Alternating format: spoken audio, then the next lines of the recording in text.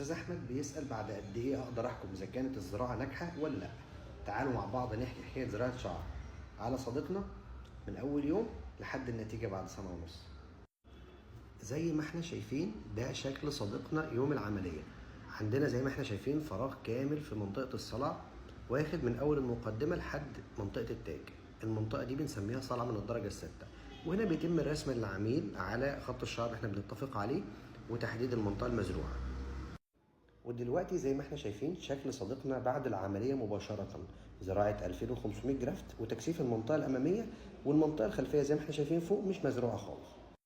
وده دلوقتي زي ما احنا شايفين شكل صديقنا بعد أسبوع من العملية. واضح جدا إن احنا مركزين الزراعة في المنطقة الأمامية، والمنطقة الخلفية مش مزروع فيها أي حاجة. وليه احنا ما زرعناش فيها حاجة؟ لأن طبعا التكثيف أفضل من إن احنا نوزع الجرافتات في منطقة واسعة فناخد كل المنطقة بكثافة خفيفة. فهنا بننصح صديقنا إنه يزرع المنطقة الأمامية وانه يسيب المنطقه الخلفيه تتحسن بالعلاج. طيب ايه القشور السوداء دي؟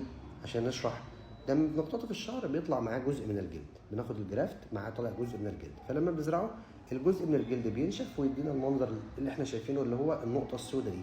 ودي للعميل بنعلمه ازاي يعمل جلسه التقشير في البيت عشان لما يجي لنا يكون القشور دي اختفت خالص ويكون عاملنا كانه راجع من عمره والامور تمام جدا ان شاء الله.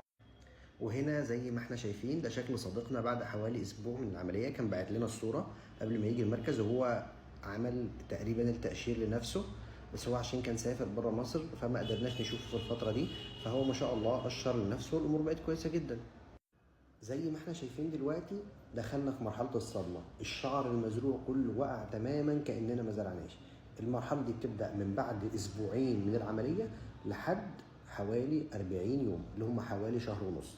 بيفضل الشعر والشكل ده ما بيبداش ينبت الا بعد 90 يوم.